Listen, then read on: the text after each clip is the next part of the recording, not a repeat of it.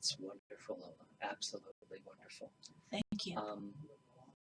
Now, I'd like to ask you about how you got to write the book, because it's asylum. Of course, there's the two ways of looking at the word asylum, right? Yes. But also John Clare. Yes, this Talk is... a little bit about how, because I didn't know who he was until I saw your book. Why should you? Yeah. Well, okay, so this is easy. I decided when I go to my part of Yorkshire, I always have a project. They're different every year. And I don't complete them, or I do, fine. But I decided what I wanted to do is this is going to sound funny, but maybe 250 poems that have been published in magazines, and I've never done anything with them because they didn't fit. Because to me, a book is a single piece of music, and they didn't match the music of any other book. So I thought, okay, fine, because I change styles. I change styles. If I get good at something, I quit doing it. I know that sounds bizarre, but I have to do that because otherwise I won't be risking everything every time I come. And it's important to me to keep risking. It has to be on that edge. You have to give something up. So I would try to find something new every time I got good at something, and I would flounder around, and finally I'd find something else like that. So I have all these different styles floating around that don't relate to each other at all. So I thought, okay, so what I'm going to do is to make 4 short sections under even chapbook length of consistently musical groups of poems. They fit together with each other. And then I'm going to take those 4 and put them into a book. So I tried, and immediately they turned their backs on each other and say, what the hell are you putting us in with that for? And I knew it wasn't going to work like that, and I couldn't figure it out, except that every year when I go to this part of England, I check the complete poems of John Clare out of the library, and I keep them until I go back to the United States, which is months later, because I really like his poetry. And I was saying to myself at the time, I was sitting in my little tiny stone house and thinking, God, this is just a lunatic's journey I'm trying to do. And then I went, wait a minute, lunatic. Aha. Because John Clare lived his entire life in an insane asylum. And it's a side fact, but it's interesting to know that what drove him insane was his despair at the way the plants and the animals of his own time were treated. So I thought, oh my God. So I remembered that he had escaped one of the asylums early on because he wanted to get back to his home village to see his girlfriend who was dead, and they told him that she was dead. He didn't believe it. So he left the asylum. He went 4 days, 20 miles a day, had no idea where his home village was from where he was, had not a penny, ate grass all the way, and got there, which is impressive. So he has this little prose diary, very short, very concise. I thought maybe I can find something in there that would help. So I looked through it, and the first thing I found was my slogan. I couldn't believe it. It's like, God, whoa. So it says, having only myself in my army, I led the way. And the point of that for me is I went to Stanford. I didn't take one English class after freshman English, never. Because I've read my whole life since I was 3, and I didn't want anybody telling me how to think or what to read. But I used to get all the English department's syllabi and read them over the summer. But that's not the point. I wanted to have it mine, and I didn't want anybody to tell me I should interpret anything. So I was stubborn. I didn't get an MFA.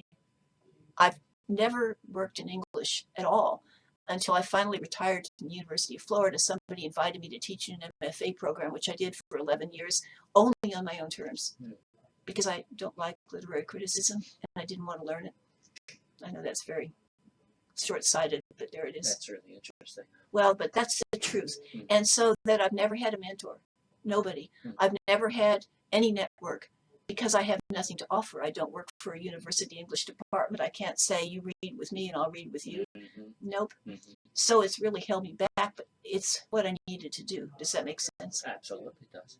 So then I went through the rest of John Clare's diary, and I found little paragraphs that fit every single section.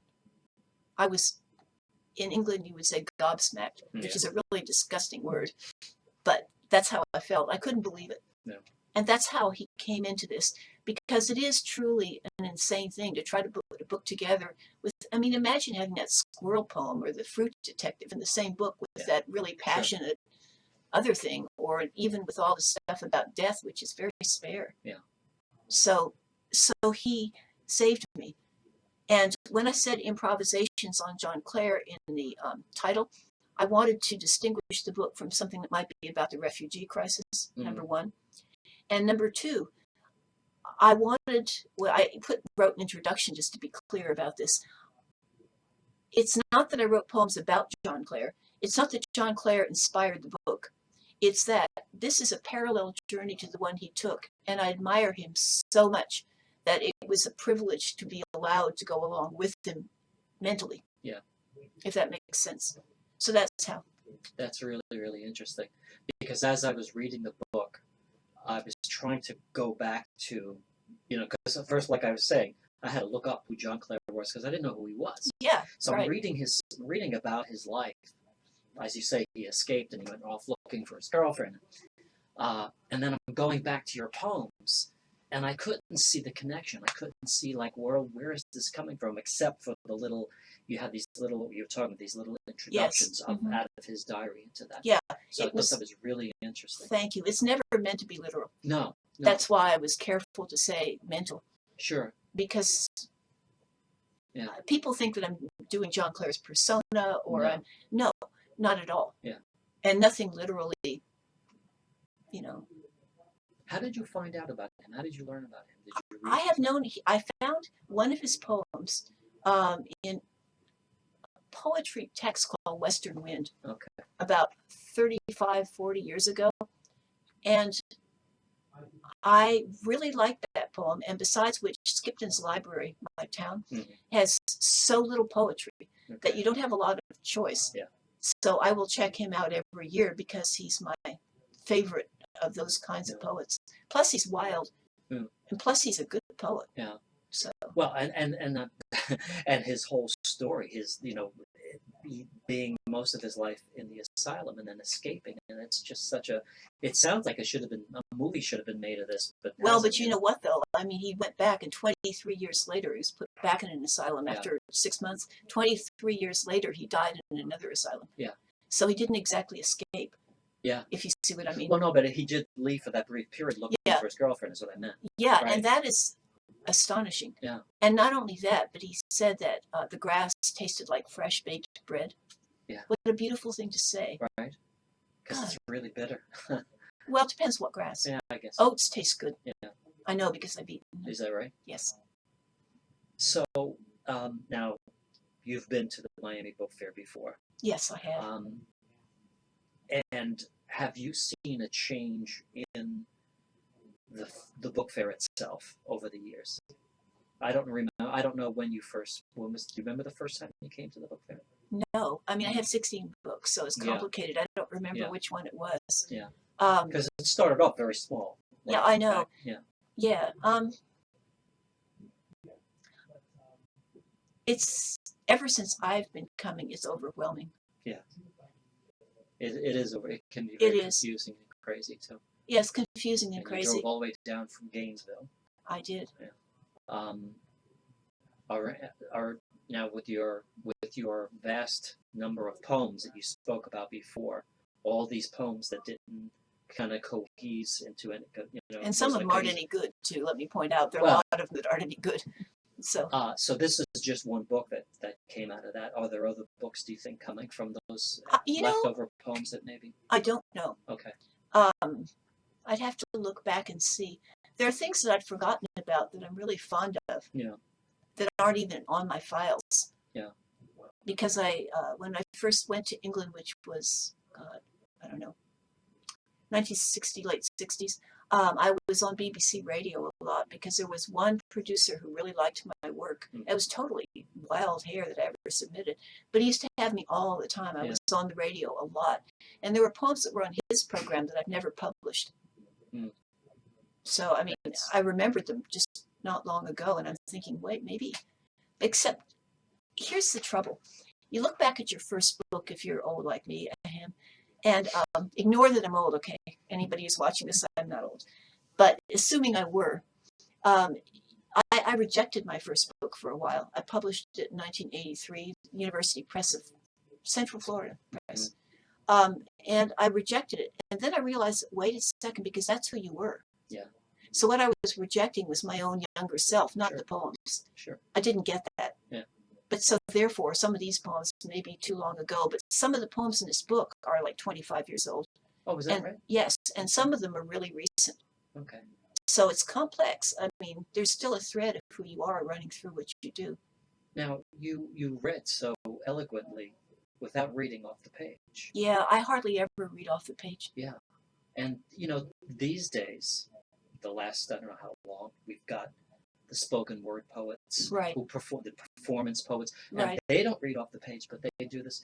But you've done that for a lot longer. I've done than it I since think. the 1970s. Yeah. Like the middle 1970s. Yeah. I wanted to read something at a reading, and I thought, I don't have it. But wait, maybe I know it. Mm. And I realized I knew all of it. Because I started singing, memorizing songs off records when I was very, very young because I loved music. And that was the only music we had is these show tunes. Yeah. And I'll tell you what, ask me. I can sing anything from South Pacific, Carousel, Oklahoma, Brigadoon. I can sing that stuff because I memorized the words. Plus, I started memorizing poetry. When I was 11, I had the only teacher who ever cared for me. I was very shy. Yeah. And I was no confidence at all with reason. But she was good to me. And there was a parents' night. And you had to memorize a poem. And I'm 11. Mm-hmm. And these kids are counting the number of lines, right? Like 1, 2, 3, 4, Yeah. 6. I can get away with 6, so they would do that. But I memorized the Highwayman. Wow. And I still know it. I know it word perfect. I never make mistakes telling it because I've known it all this time. But if you memorize stuff like that and you get used to memorizing, I wasn't memorizing my own stuff. Those are in my body. I memorize other people's stuff. But you do memorize your stuff. No, I don't, because by the time I finished writing them, I know them. You just read right today. I know, but yes, but but the point is the process of writing. Correct. Yeah. Right. Yeah, the point is the process of writing because I walk around saying them. Mm-hmm. Because if you don't do them out loud, you miss things. Yeah. You have to do them out loud. Sure. So I think a lot of us do when we write. We do reading and got to read it out loud. But I would think don't so. know anybody who has that ability to read it the way you have. I mean, that reading that you just did, some of them were short, yeah, but still, you had one after the other, and that's just an amazing thing. Well, thank you. It's just an amazing thing. I don't take credit. It's like I'm lucky. Yeah. And you mentioned how with songs, sure, because songs, they rhyme and. You it's hear different. A song. It is because you hear different. it over and over ago. I could sing a Beatles song and I never know every word to all their songs. There you go. See. But don't ask me to memorize a poem because it just doesn't. It just I don't know why it doesn't work. Well, you know what? People are different. Yeah. And I mean, I love the taste of certain poems. Mm. And also, you'd be surprised how useful the Highwayman is. I had these people with dogs tripped me. I warned them. They came up on either side of me. The woman says, "This puppy likes to get to the big guy. He gets nervous." And I said, "Look out, because in a block," they weren't from Gainesville, "look out, because in a block there's a Doberman that jumps at the fence." Her husband, who looked like a football player, they were on leads, completely lost control of puppy, and I broke my pelvis, my coccyx, and 5 toes, and they left me lying on the road.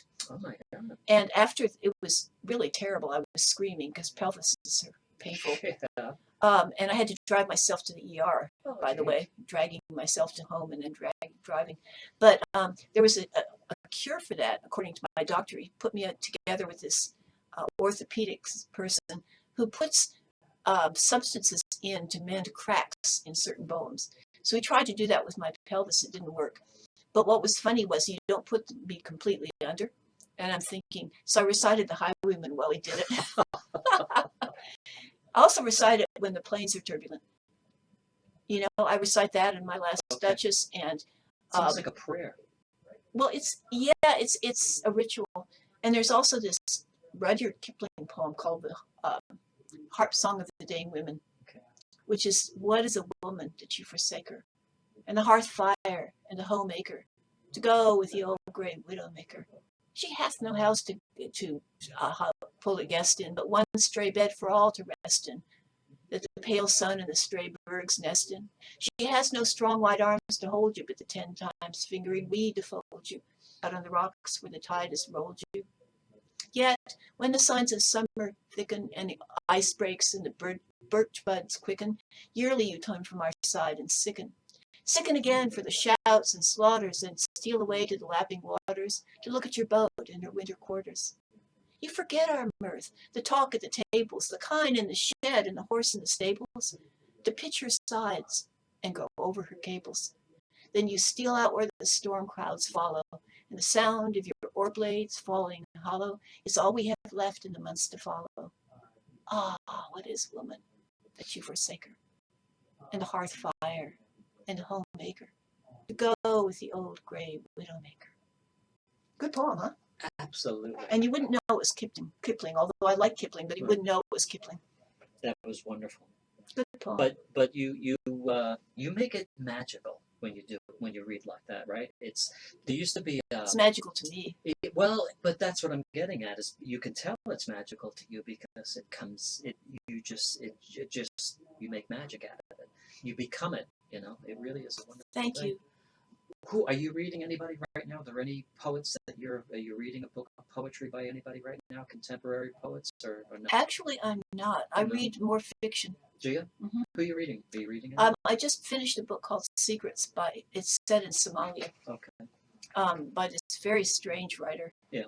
But I reread Woman in the Dunes.